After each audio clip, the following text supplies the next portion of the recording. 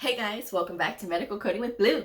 Today's episode is all about professional fee coding, some frequently asked questions, and talking about productivity. If you are brand new to my channel, welcome. I am Blue. I'm a medical coder. Okay guys, so I got a comment about professional fee coding and the productivity standards that are reasonable. What would be reasonable for coding in a professional fee clinic? Now, if you don't know, professional fee refers to coding that is happening for a provider who is going up to an inpatient floor. This is not inpatient coding like with the ICD-10 PCS. This involves all the CPT book. Everything is outpatient rules, but the patient, instead of being just like a walk-in, right? Like in a regular clinic setting, this patient is actually staying in the hospital. And sometimes this happens, like a patient will be admitted, let's just say they're admitted under the orthopedic service, right? They had a really bad accident and they need to be there to be taken care of by the orthopedic team. But while the orthopedic team is checking the patient out, they notice that the patient is a diabetic and they have some ulcers on their feet. Well, ortho says, well, you know what? Let's bring in podiatry, because podiatry is more specially trained to deal with diabetic patients and diabetic foot and all kinds of things. So they call up podiatry and they say, hey, podiatry, can you come up and see this patient? This patient is having, has multiple issues, but they do have ulcers on their feet. So podiatry says, sure, we'll go up there. So podiatry sends their provider up there, whoever they want to send, and they send them up there. Then the provider goes through and they look at the patient, they check out the patient, and they take care of the patient for their specialty, right? They don't do anything else other than the podiatry stuff. So if you look in your CPT book, you'll see this under initial inpatient hospital stay, or and then it'll say subsequent hospital stay, and it'll say discharge. So there's 3 sets of E&M codes that go with these visits that happen when the provider goes up to the floor and checks on the patient. Okay, so you'll sometimes hear it called professional fee or pro fee coding. Okay, so that's what it's referred to when you're looking in the job listings. But that's what that is. Basically, that provider has to be paid for their service for going up to the floor and meeting the patient, basically, instead of the patient coming to them in the clinic. Okay, so I did get this comment. So I'm going to read this comment and we're going to get into it. So here we go. The provider, the commenter says, hi there. I am an uncertified coder who is training an inpatient/outpatient coder. Our doctors do outpatient visits, but they also round in the hospital professional fee for inpatient rounds as pulmonary/critical care doctors. I am struggling to figure out how much this poor sweet coder should reasonably code for those inpatient professional fee charges. I feel like our manager's standards for her are unreasonable. How many charts per hour do you think is reasonable for daily E&M inpatient professional fee charges per hour? I want to be fair. So if you've been with my channel for a while, you know my story. This was actually my second job as a medical coder. I was a professional fee coder. And when I started in professional fee, I knew nothing about professional fee.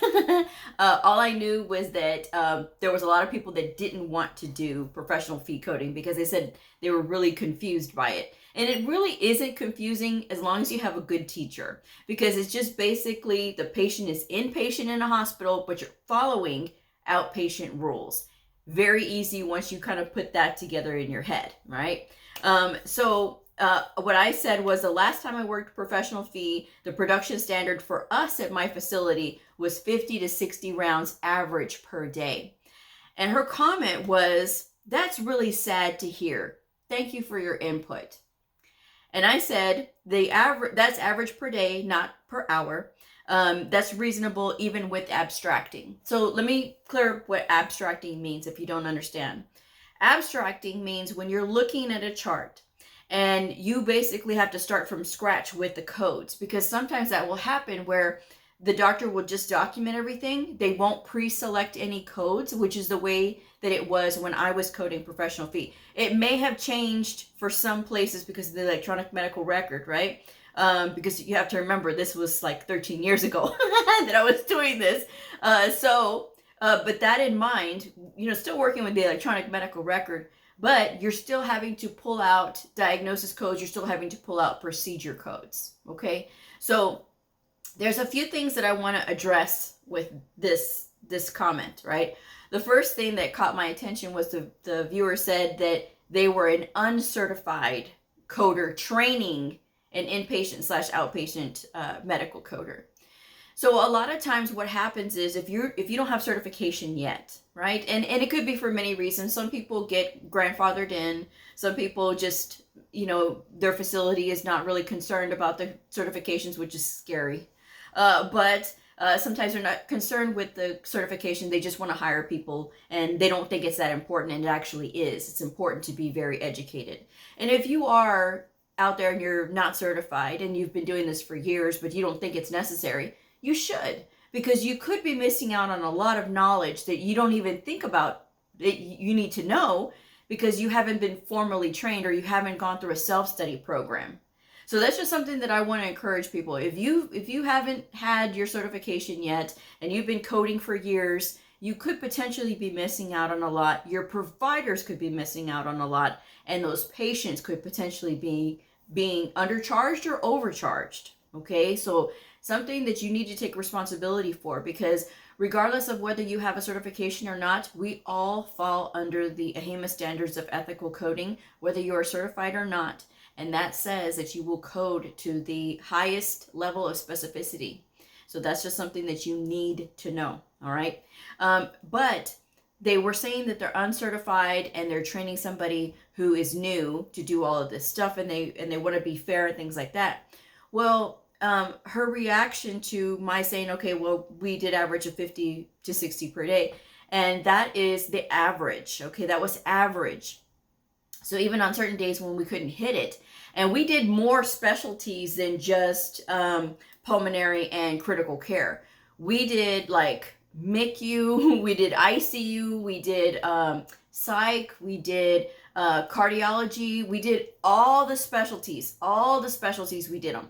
Every single one of them, ortho, podiatry, we did them all. And so that's like taking off different hats. Mother, baby, we had to do all of that. So we did all of that for pro fee. So there's a lot that goes into that. And I was still able to make production. And that's just basically about six to seven an hour, which is reasonable. It's about 10 minutes per chart. And if you are really getting into it and you know your way through the electronic medical record, which that could be why the person maybe is working a little bit slower, because they're new to the electronic medical record, or they don't have enough experience yet to kind of understand how to set up when you're coding for professional fee. Now, coding for professional fee, that patient's going to be in there however many days. Let's just say they're in there for 5 days, and they're staying through the entire way through their hospital stay.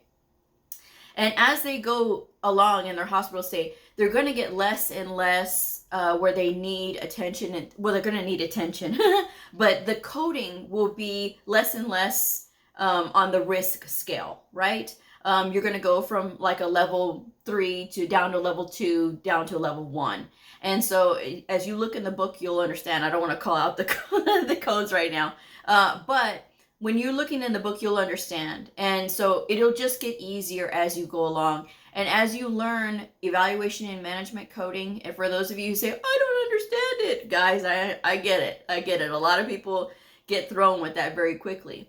But if you take the time to Google and look through all of those resources that are out there, take a look at CMS. They have the Medicare Learning Network. It has a whole booklet on evaluation and management. And no, I will not leave it in the description box, because you guys can go to cms.gov and look up the Medicare Learning Network, and then look up their evaluation and management explanation tool thing.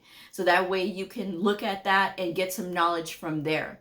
But once you understand all of that, the diagnoses are going to be carried through their stay, and they're going to stay pretty consistent with those diagnoses. You may see some diagnoses that get added, some that get taken away, but they're going to stay pretty well consistent. So that's something that it's not like you're having to think of all these different diagnoses. This is the same patient that is going throughout their hospital stay, and sometimes they have 5 diagnoses, sometimes they have 20. I know, because they used to do that to me when I worked at my other facility. When I first started doing pro-fee coding, we had a high elderly population in that area, and so a lot of them would stay on the floor. And so some of them were there for 10 days, some were there for 20 days, and they had their condition plus all of their comorbidities. They had a whole huge list. And let's not talk about their long-term use medications, any of their history codes that were having to be picked up along the way. So you get to seeing the patient and you see what kind of diagnoses they have. You're going to carry those diagnoses through as they are supported in the documentation. If they're not, you're going to take out what's not supported. Obviously, you're going to go based on what is documented.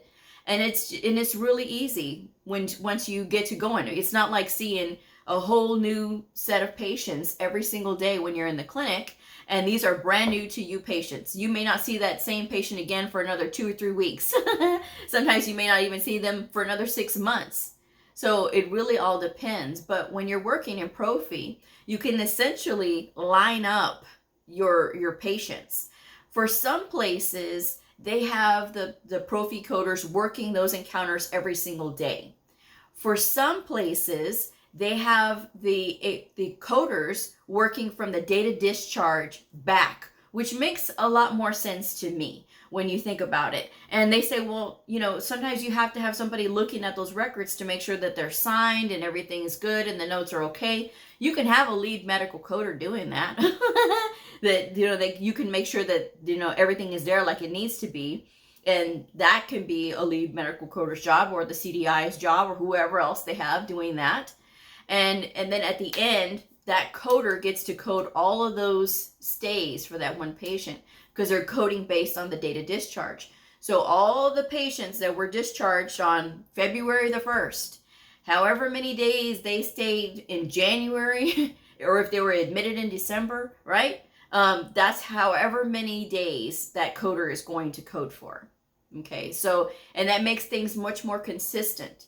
And see, when I got to the pro-fee clinic, when I was working pro-fee, there were so many people that were quitting because they were so confused by what professional fee really was. And they would say, oh no, it's too hard. It's not too hard, guys. If you know E&M and you know how to diagnosis code and you know how to procedure code, you're going to be just fine. Trust me, it is not that difficult once you get into it. It takes a minute to learn it, yes, and then you got to learn the electronic medical record as well.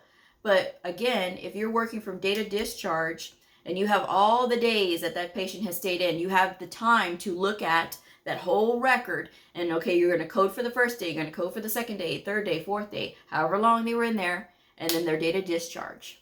And that's it. Then you're done. And you got how many knocked out? 10 to 15. If they stayed for 10 or 15 days, some will only stay for 5 days, but you have all of those knocked out, and you can get a bunch of them knocked out all at one time, depending on the documentation. And if the documentation is an issue, right? If the documentation is an issue where, you're having to query the provider or there's too many issues, that's when you need to set up with the provider, work with them one-on-one. I will always advocate for coders to talk actively with their providers. The providers will not seek you out, folks. They will not seek you out. You have to be the pursuer because they will not pursue you. No. They will want you to reach out to them. They have questions. Oh, trust me, they have questions, but they're not going to give you the questions so easily, right? You have to make yourself available to them, and you have to be with them like face to face, because if you're trying to do this by email is very easy for them to ignore. All right. And so many of you romanticize the idea of working at home. Oh, I want to work at home. I want to work at home. Guys, especially if you're brand new. It is very difficult in the beginning. And I will always say that. I will always advocate for brand new coders. I don't care what your situation is. I will always recommend that brand new medical coders work someplace where they can get that mentorship. They can work with the providers so they can get to know them before going home. Before going home. Because when you go home, again, all gloves are off and you don't even, if they pay attention to your emails, you're very lucky. But if they don't, they're not going to. Okay? And so, again, it's a good thing when coders and providers have a good working relationship, especially in something like Profi. Okay? So it really all depends on how your facility is set up. Some, they're having the coders go every single day. You know, you get the list of admitted patients on that day, and that's what you start working. Okay? And some, they wait till the date of discharge, and you work the date of discharge backwards. And that's how you do it.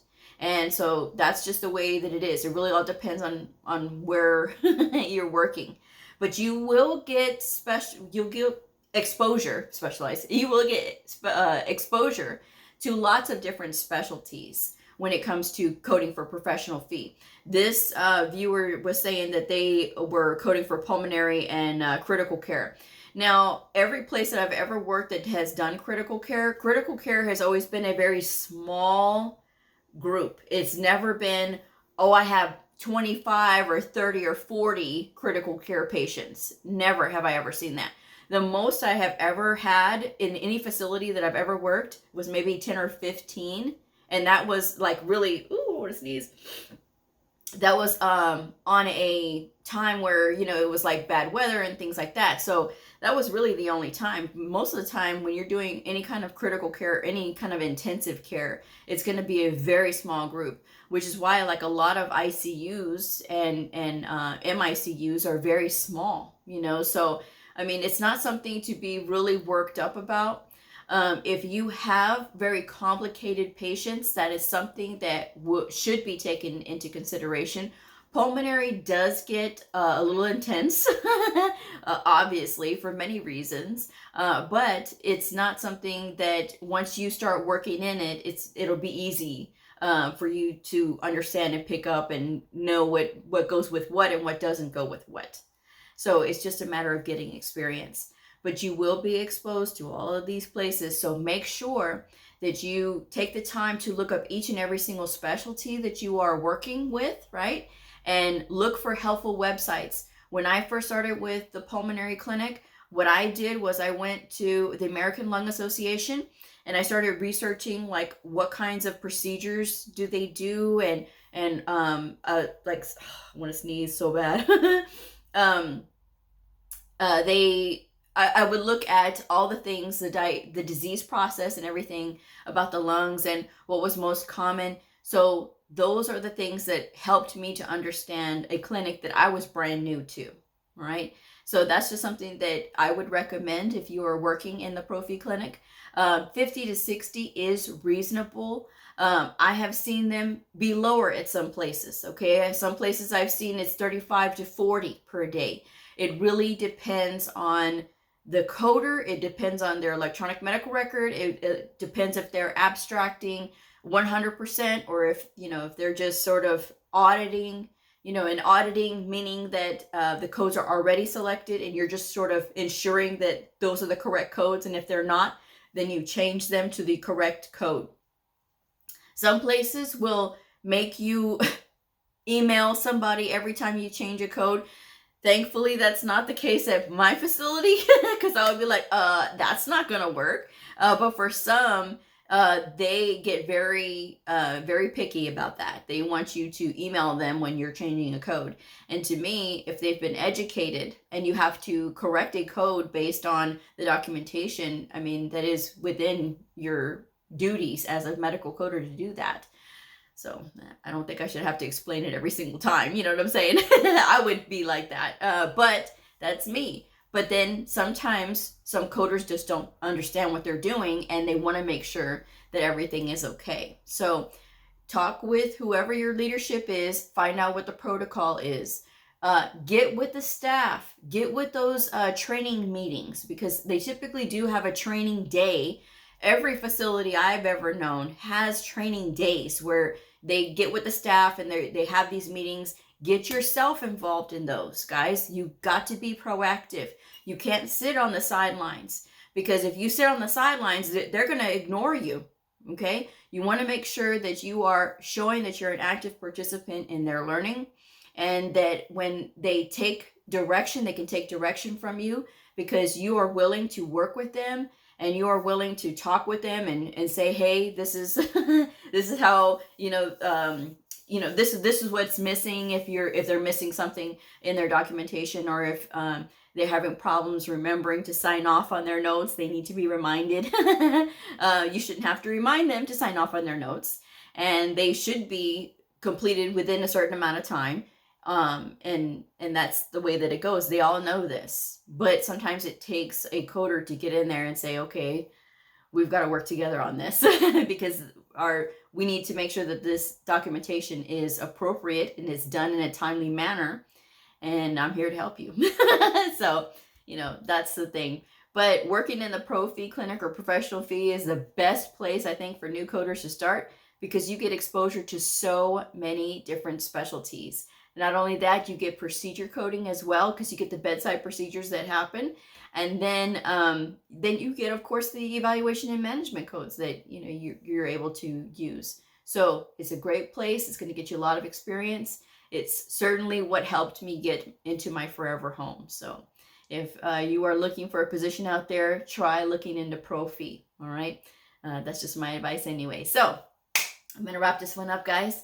But yes, if you have any other questions about pro fee, let me know, and leave them in the comments, and I will probably put them on another episode. All right. So if this video helped you, I hope that you will like, subscribe, and share, and I will see y'all again.